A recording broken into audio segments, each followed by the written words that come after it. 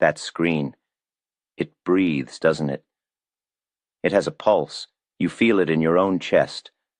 The flicker of green, a surge of hope, a confirmation of your genius.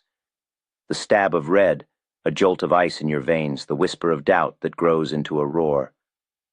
You are glued to it, a moth to a flame, convinced that by watching you are in control. You believe that if you just stare hard enough, you can will the prices to move in your favor. Every tick up is a small victory. Every tick down is a personal affront, a betrayal by the very market you are trying to master. You tell yourself this is work, this is diligence. But it is not. It is a trance. It is the hypnotic, mesmerizing dance of the ticker, and it has you completely in its spell. You feel compelled to act. The stillness of your account balance feels like a failure while the market is in motion. The urge to do something becomes unbearable. So you buy, or you sell. Not because your plan dictates it, not because the time is right, but because the screen's relentless rhythm has worn down your discipline. It has replaced your judgment with raw, twitching nerve endings. You are no longer a speculator. You have become a servant to the flickering lights. This is not a new phenomenon of your digital age. It is a fundamental human flaw, a weakness that Wall Street has preyed upon since the first numbers were written on a chalkboard. Man is a creature of hope and fear, and the ticker plays upon these two emotions with the precision of a master violinist. Hope for what might be, fear of what could be lost. We are biologically wired to react to immediate stimuli, to threats and opportunities right in front of our eyes. The screen provides an endless stream of these stimuli. It short-circuits the part of your brain that is meant for patient, long-term thinking and connects directly to the primal core that screams, now. The ticker tape is a tool, but it becomes a drug. It offers the illusion of information, but in reality it often provides only noise. It gives you the price of everything but the value of nothing. Its greatest deception is making you believe that constant activity is the same as progress. It whispers that if you aren't trading, you are missing out. And the fear of missing out is a cousin to greed, just as powerful and just as destructive. This compulsion to always have a position in the market is one of the speculator's deadliest enemies. You are not paid for the frequency of your trades. You are paid for the correctness of your judgment. And judgment cannot be born from a state of constant anxious reaction. I learned this lesson not in a quiet study, but in the roaring chaos of the bucket shops at the turn of the century. I was just a boy. The boy Plunger, they called me. My job was to post the numbers on the big board for the customers. I didn't have your fancy charts or your instant news feeds. I had the tape, just a thin ribbon of paper spitting out letters and numbers. And I watched it. I watched it for hours, for days, for years. I didn't just see the prices. I began to see the behavior behind the prices. I saw hesitation, I saw aggression, I saw weakness, and I saw strength. That tape became my language. It told me stories.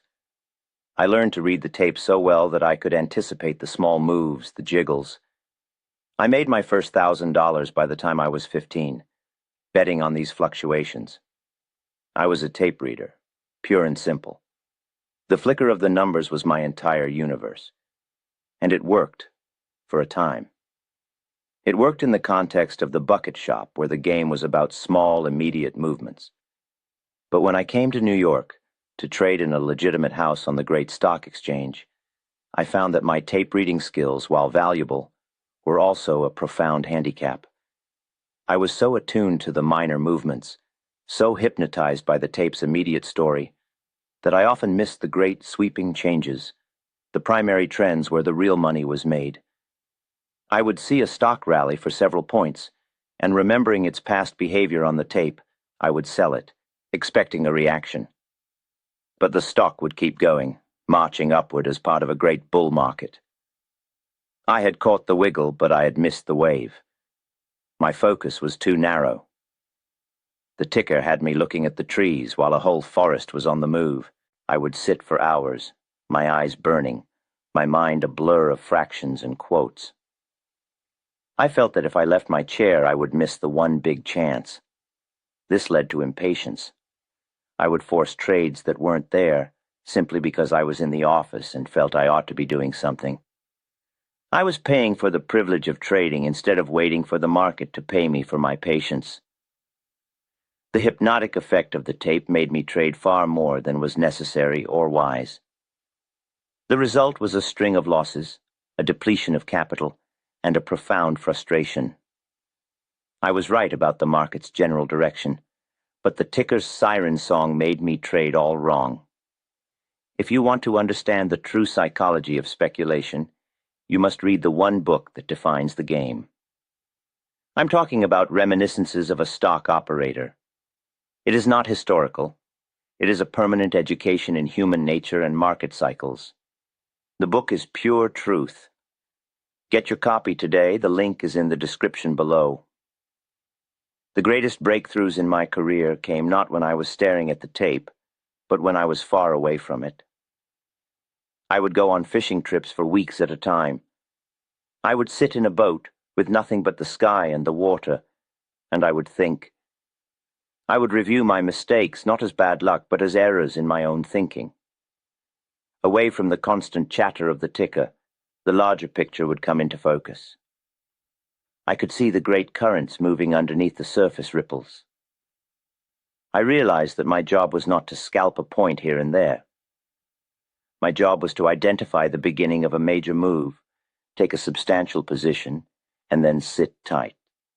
Sit tight. It was never my thinking that made the big money for me. It was always my sitting. But you cannot sit tight when a screen is screaming at you to do the opposite. It tempts you to take small profits for fear they will evaporate. It terrifies you into selling a sound position during a normal, healthy correction.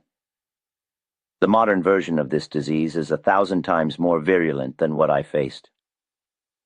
You don't have a single ticker tape in a broker's office. You have a high-definition, multi-monitor command center in your home.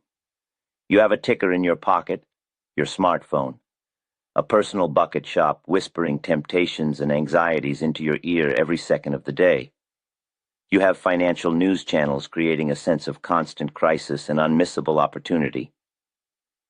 The hypnotic effect has been amplified to a deafening roar. You see a leading stock in a powerful sector begin to move. You have done your research. You know the conditions are right. You buy it as you should. The stock moves up 3-4 points. You feel brilliant. Then it pulls back a point.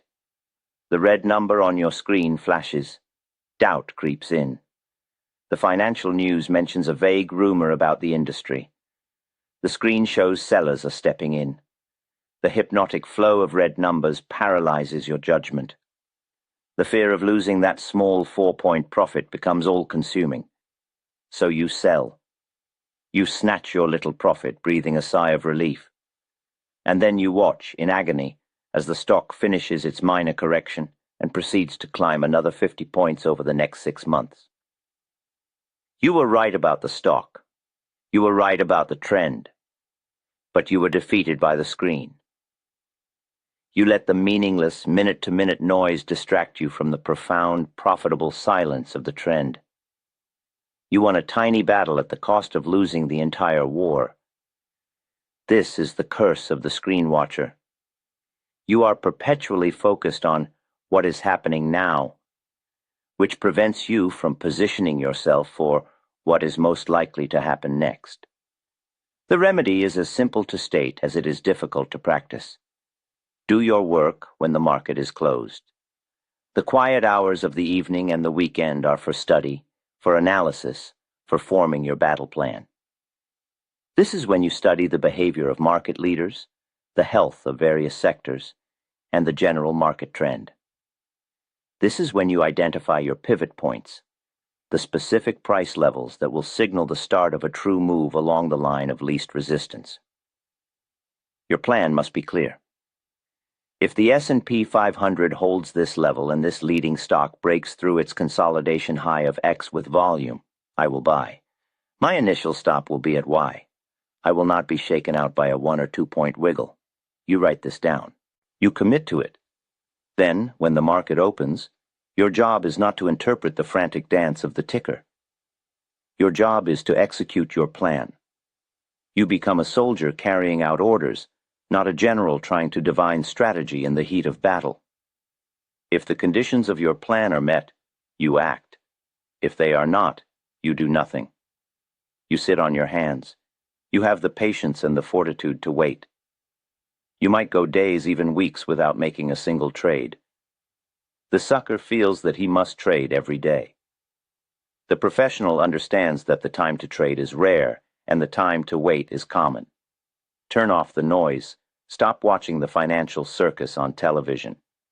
They are in the business of entertainment and generating commissions for their advertisers, not in the business of making you rich. They need to create a story every minute of every day. A bull market doesn't make for exciting television. A crash does. A panic does. A stock-to-watch segment does. They are feeding your addiction to the ticker's hypnosis. The screen is a tool for execution, not for deliberation. Use it to place your orders when your predetermined conditions are met. Use it to check your positions once or twice a day if you must. But do not sit and stare at it. Do not let it become the master of your emotional state.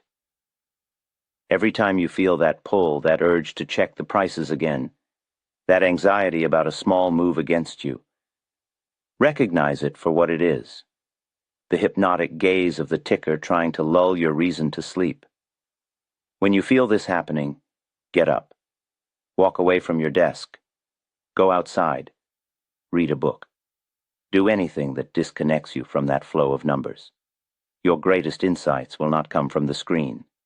They will come from quiet, detached thought. The market does not reward anxiety. It does not reward impatience. It does not reward the need for constant action. It rewards correct assessment and patience. Sitting. The stock market is a game played not on a screen but in the mind. It is a battle against your own inherent weaknesses, which the ticker is designed to exploit. Greed, fear, hope, and impatience. These are the enemies within. The screen is simply the arena where they come to fight. Do not mistake the arena for the battle itself. The real work is to conquer yourself, to develop the discipline to follow a well-laid plan, to ignore the noise, and to act only when the probabilities are overwhelmingly in your favor. The ticker will always be there, flickering and tempting. It will always offer the sweet poison of immediate action and the illusion of control. Your task is to build a fortress of discipline around your mind so strong that its siren song becomes nothing more than a faint, irrelevant whisper.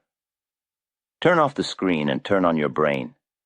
That is where the real money is made. It always has been and it always will be.